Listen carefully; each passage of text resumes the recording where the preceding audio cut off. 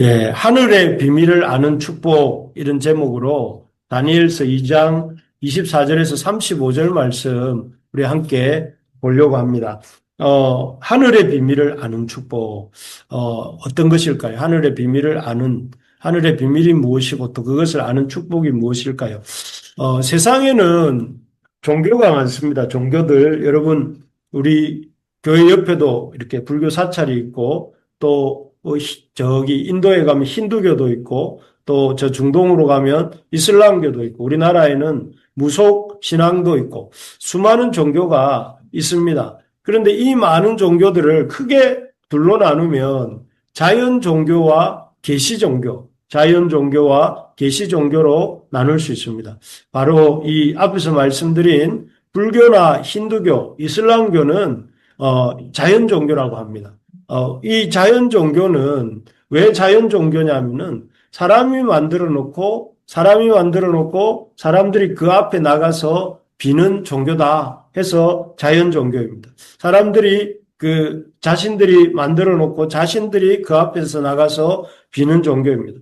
반면에 계시 종교는 무엇인가? 계시 종교는 사람이 만들어 놓고 사람이 그 앞에 나가는 것이 아니라 신이 사람에게 찾아와서 자기의 뜻과 계획을 드러내시는 종교가 계시 종교입니다. 다시 말씀드리면 사람이 아니라 신이 사람에게 찾아와서 당신의 뜻과 계획을 드러내시는 종교. 방향이 전혀 다르죠. 사람이 신을 만들어 놓고 사람이 나가는 것이 자연 종교라면 하나님이 자기가 찾아오셔서 자기를 나타내시는 종교가 계시 종교다고 합니다. 그래서 우리가 믿는 기독교는 이런 계시 종교라 할 수 있습니다. 하나님이 직접 우리에게 찾아오셔서 당신에 대해서 알려주시는 종교라는 의미에서 계시 종교다 할 것입니다. 그래서 영어로 보면 계시라는 단어가 revelation 이렇게 씁니다. 이게 revelation 이렇게 되어 있는데 여기에서 리라는 말은 영어 단어 중에서 이 re가 들어가는 단어는 분리, 제거 이런 그런 의미를 가진 접두어입니다. 그래서 뭘 제거한다는 뜻이고 veil이란 말은 veal 이 말은 베일이란 말입니다.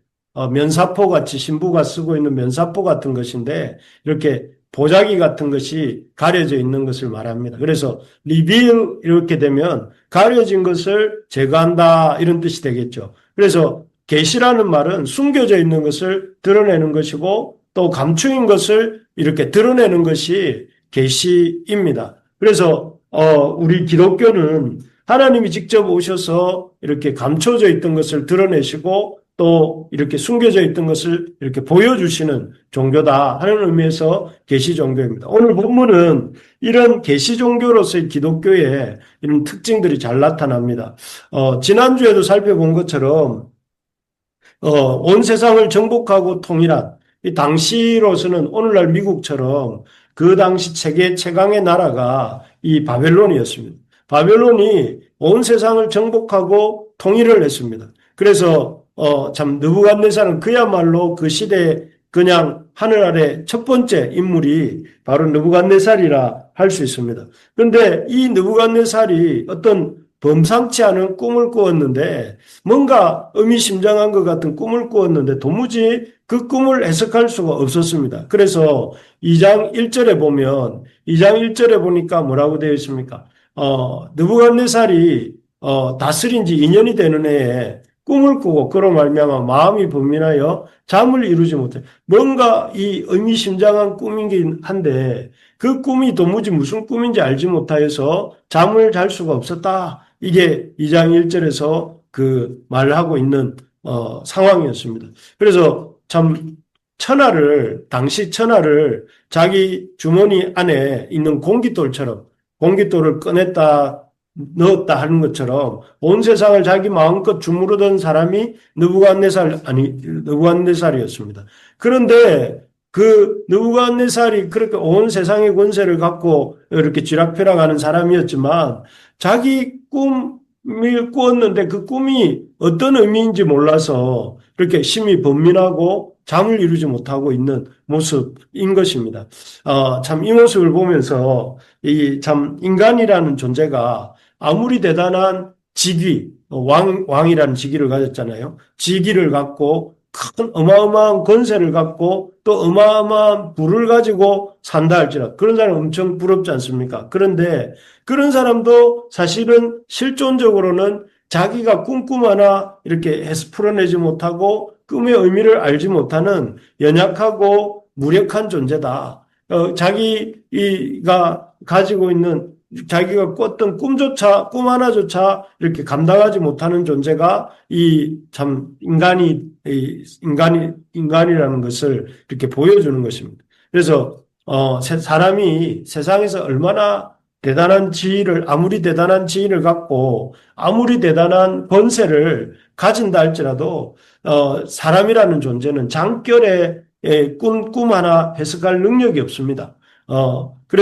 그리고 그 꿈 하나, 자기가 꾼 꿈이 해석되지 않아서 미치도록 번민하고 미치도록 이렇게 답답해할 수밖에 없는 연약한 존재가 인간이다. 아무리 대단한 이런 실력을 가지고 대단한 이 권세를 가지고 대단한 어떤 지위에 있다 할지라도 그가 그 속에 뭔가 하나가 맺히면 그것을 풀어내지 못하면 심히 답답해서 견딜 수 없는 그런 존재가 인간입니다. 그래서 참 우리가 인간이 뭐 대단한 것 같지만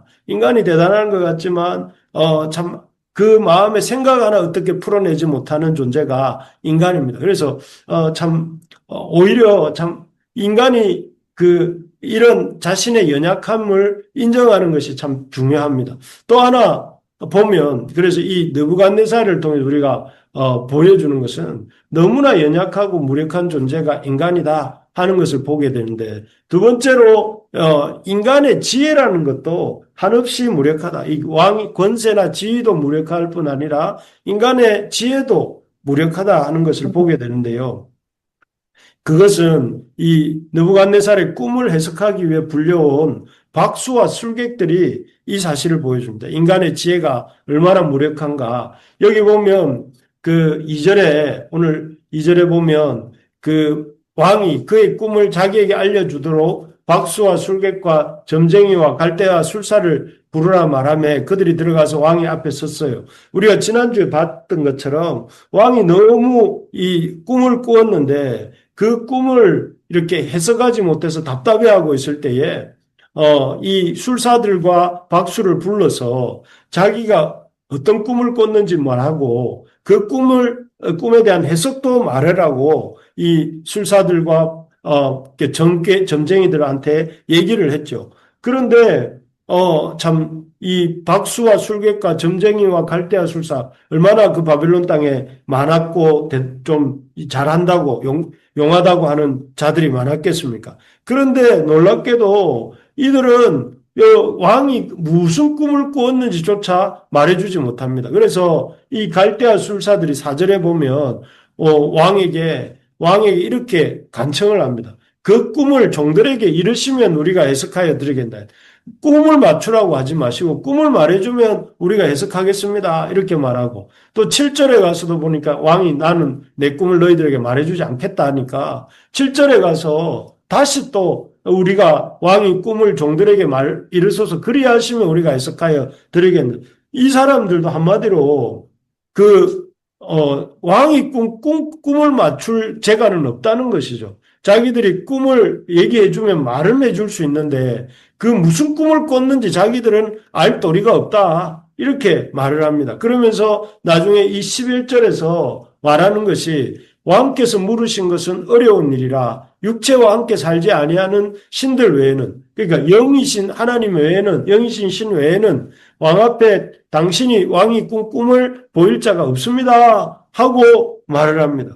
그래서 한마디로 자신들은 왕이 무슨 꿈을 꿨는지 도무지 알 수가 없고 그것은 영이신 어떤 신만이 알 수가 있는 것이다. 이렇게 말을 하고 있는 것입니다.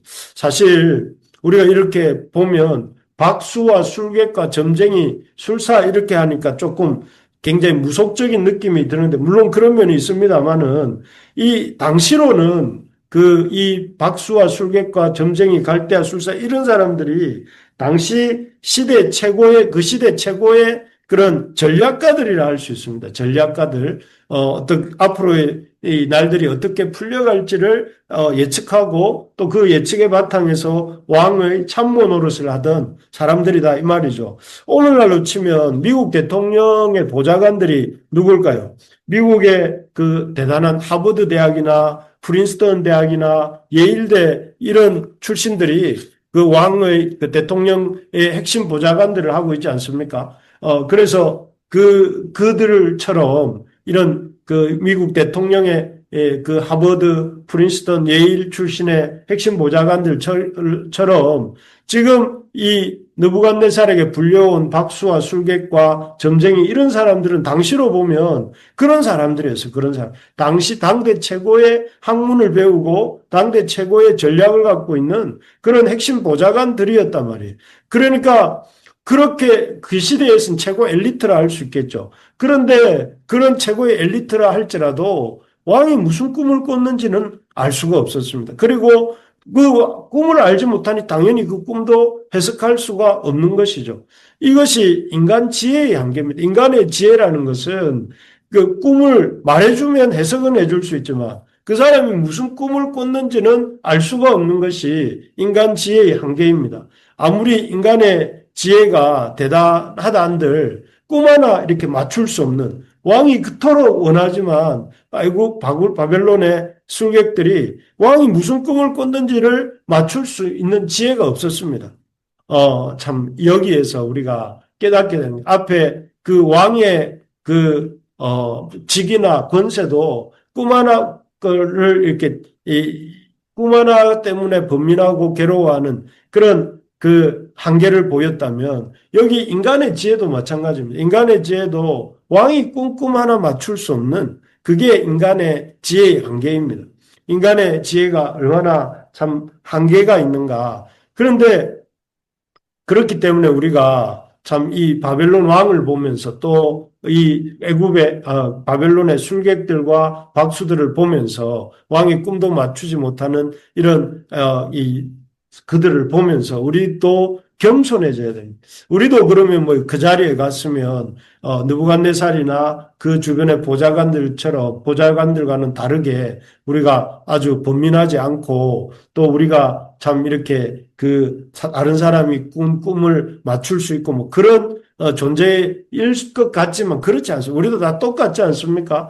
그래서 우리가 그런 인간이 참 한계가 있다. 할 수 있는 것에는 한계가 있다는 것을 우리가 인정하고 겸손해질 때 참 인간다운 삶을 살게 되겠죠. 그래서 이런 이 바벨론 왕과 그 신하들의 한계를 보이신 후에 그 한계를 넘어서서 이제 하나님이 이제 계시를 보여주시죠. 하나님의 계시를 보여주십니다.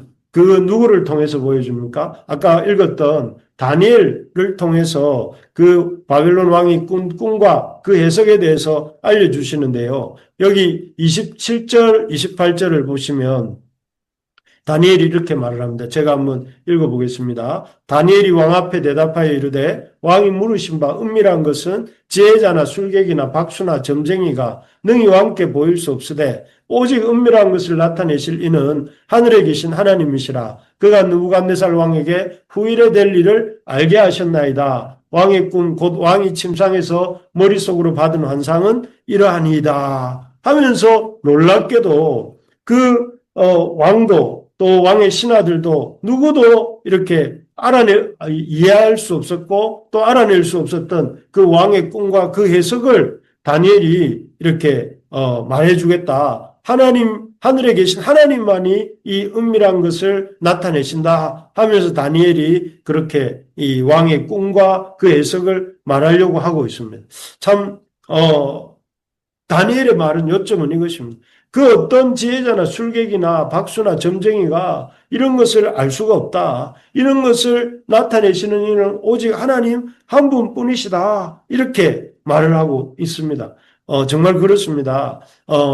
인간의 힘과 권력, 인간의 힘과 권력의 정점에 있었던 사람이 느부갓네살 아니겠습니까? 또 지혜, 그 술객들이야말로 그 당대 바벨론 최고의 지혜자들 아니겠습니까? 그것으로는 결코 하나님의 은밀한 것을 알아낼 수가 없습니다. 아무리 여러분 한번 생각을 해보십시오. 개미가 아무리 열심히 스마트폰의 원리를 이렇게 이해하려고 한다고 합시다. 그럴 리도 없겠지만 개미가 그 개미의 머리를 가지고 스마트폰이 작동하는 원리를 이렇게 이해하려고 한다고 합시다. 과연 스마트폰의 그 원리를 이해하고 알아낼 수 있을까요? 알아내고 이해할 수 있을까요? 아무리 원할 거예요. 아마 1000년이 지나고 10,000년이 지나도 그 개미가 이 휴대폰의 원리를 이해할 수는 없을 것입니다. 마찬가지로 우리 인간이 피조물인 우리가 아무리 하나님의 그 놀라운 뜻과 하나님의 섭리와 하나님의 그 역사를 이해하려고 한들 이해할 수 있겠습니까? 그것은 마치 개미가 스마트폰의 원리를 이해할 수 없는 것처럼 하나님의 역사의 경륜과 뜻을 우리 인간은 알 수가 없습니다. 이 사실을 우리가 인정하라는 것이 오늘 이 느부갓네살과 그의 보좌관들이 우리에게 알려주는 이런 인간의 실존의 모습입니다. 그래서 참 우리가 그렇게 이 우리의 한계와 우리 지혜의 한계와 우리의 능력의 한계를 인정할 때 비로소 어떤 일이 일어나게 되겠습니까? 이 성경이 하나님의 하나님의 계시가 기록된 이 성경이 얼마나 귀한 것인지 인정하게 되는 것입니다. 그래서 다니엘은 이렇게 찬양하고 있습니다. 여기 19절에 보니까 다니엘이 이 은밀한 것이 밤의 환상으로 다니엘에게 나타나 보이매 다니엘이 하늘에 계신 하나님을 찬송하니라. 이 다니엘에게 하나님이 바벨론 왕 느부갓네살이 꾼 꿈과 그 해석을 알려주셨어요. 그럴 때 다니엘이 그 하나님을 찬송하게 되었습니다. 그리고 20절에도 보니까 영원부터 영원까지 하나님의 이름을 찬송할 것은 지혜와 능력이 그에게 있어요. 하나님의 그 이름을 찬송하게 돼요. 앞으로 어떻게 될 것인지를 바벨론 왕 느부갓네살이 꿈 속에 나타나는데 그것을 알게 되니까 다니엘이 또 찬송한다 하고 그리고 23절에 가보면 또 여기도 보니까 내가 주께 감사하고 주를 찬양하나이다 하고 다니엘이 고백하고 있는 것을 볼 수가 있습니다. 여러분 우리가 다니엘은 꿈에서 그 하나님의 나라가 세상 나라는 다 뭐 금머리, 은가슴, 높배, 새로 된 넓적다리 이런 것, 노스로 된 넓적다리, 새로 된 종아리와 발가락 이런 것들을 보이는데 그런 것들이 나중에 공중에 뜬 돌에 맞아서 산산이 부서지는 그리고 그 부서진 조각들이 돌의 조각들이 온 세상에 충만하게 되는 이런 참 것을 보면서 이 세상 나라는 사라지고 하나님 나라가 온 땅에 임하게 될 것을 깨닫고 이렇게 찬양하고 기뻐하고 있는 것인데요. 사실 우리에게 하나님이 하나님의 그런 놀라운 계시로 우리에게 하나님 나라의 비밀들을 많이 알려주셨습니다. 그것이 무엇입니까? 바로 우리 주 이 땅에 살다가 십자가에 돌아가신 우리 주 예수 그리스도가 성자 하나님이시라는 것. 우리가 알 수가 없었는데 하나님 말씀을 통해서 이 예수님이 나사렛 예수가 성자 하나님이시고 사람의 몸을 입고 오신 성자 하나님이시고 예수님의 고난과 죽으심이 그냥 그 팔레스틴의 한 청년의 고난과 죽으심이 아니라 바로 나의 죄를 대신하여서 대속하기 위한 고난이었고 죽으심이었으며 또 나를 의롭다 하시기 위해서 다시 살아나신 부활이었으며 또 예수님의 승천과 보좌에 앉으심이 나를 높이시고 영광의 자리에 앉게 하시는 하나님의 놀라운 구원의 역사를 이렇게 보여주시는 것임을 우리가 깨닫게 된 것이 이게 어떻게 가능합니까? 이것은 우리가 똑똑해서 우리가 연구해서 깨달은 것이 아니라 하나님이 예수 그리스도를 통해서 하나님이 기록된 말씀을 통해서 우리에게 깨닫게 해주셨기 때문에 우리가 그것을 깨닫고 너무나 그 깨달음에 참 붙들려서 지금 여기에 우리가 수요 기도회를 하고 있는 거 아니겠습니까? 하나님이 참 우리가 이런 하나님의 역사에 놀라운 구원의 신비를 아는 것이 당연한 것이 아닙니다. 우리가 이렇게 바벨론 느부갓네살 왕과 그의 보좌관들을 보았지만 하나님이 막으시면 알 도리가 없습니다. 그런데 하나님의 그 뜻과 경륜과 하나님 나라와 예수 그리스도를 통한 구원의 놀라운 이러한 비밀들을 우리에게 보여주셨기 때문에, 우리에게 알게 해주셨기 때문에 우리가 그것을 알게 되었고, 그렇게 알게 되었기 때문에 우리가 하나님을 믿게 되었고, 하나님을 믿게 되었기 때문에 우리가 하나님을 예배하고 기뻐하고 감사하며 살 수 있는 것입니다. 할렐루야. 그래서 이것이 바로 하나님의 그런 놀라운 비밀을 아는, 하나님의 이 비밀을 아는 놀라운 은혜를 우리가 받게 된 것이죠. 그래서 우리도 마땅히 가져야 될 태도가 무엇이냐면은 이 다니엘과 같이 감사하고 찬양하는 것입니다. 이 다니엘은 얼마나 놀랐겠습니까? 바벨론의 그 대단한 왕도 모르는, 그 바벨론의 대단한 술객들도 도무지 모르는 그 사실을 하나님이 자신에게 이렇게 알려주셨다는 것을 깨달았을 때에 그의 마음에, 그 마음 깊은 곳에서 이렇게 우러러 나오는 찬송으로, 감사로 하나님을 높일 수 있었던 것입니다. 그래서 여러분, 우리가 하나님의 백성이 된 것, 그리고 하나님의 구원의 비밀을 깨닫고 하나님의 백성이 되고, 또 이렇게 주일마다 말씀을 듣고, 또 아침마다 수요일마다 이렇게 모여서 기도할 수 있는 것은 참 놀라운 하나님의 은혜인 것을 깨달을 수 있기를 바랍니다. 그리고 우리가 이 하나님의 기록된 말씀을 통해서 하나님의 이 인류의 역사가 어떻게 펼쳐질지 알게 됐지 않습니까? 금머리와 은으로 된 가슴과 두 팔, 롯으로 된 배와 넓적다리, 새와 진흙으로 된 신상과 같은 이 세상 나라들은 이 뜨인 돌이 되시는 예수님의 하나님의 나라에 의해서 박살이 나고 이 세상에 정말 하나님 나라만이 영원할 것임을 우리가 알게 되지 않았습니까? 그리고 그것을 인하여서 우리가 헛된 우상을 섬기지 않고 영원한 하나님 나라의 백성으로 살게 된 것을 우리가 기뻐할 수 있어야 되겠습니다. 우리가 허무한데, 우리가 살다가 죽어서 허무하게 흙으로 돌아가는 존재가 아니라 하나님을 알고 하나님의 영광을 섬기다가 하나님의 그 완성된 나라에 들어가는 것이 우리 인생이 걸어가는 길이다 생각해 볼 때 얼마나 감사합니까? 허무한 것으로 없어지는 것이 아니라 우리의 인생이 하나님 나라에, 완성된 하나님 나라에 들어갈 것이고, 하나님 나라에 들어가서 그 영광에 동참할 것이고, 하나님의 천국 잔치에 우리가 동참할 것이고, 하나님의 그 기쁨의 자리에 우리가 함께 할 것임을 생각해 볼 때에 우리가 이 다니엘이 찬송하는 이유를 우리도 알게 되는 것입니다. 하늘에 계신 하나님을, 우리의 영광이, 우리는 이 땅에 포로로, 다니엘이 바벨론 땅에 포로로 있었지만 포로로 있는 것이 아니라 사실은 하나님 나라 백성으로 거기에 있다는 것을 자신이 알았기 때문에 하나님을 찬송하는 것이죠.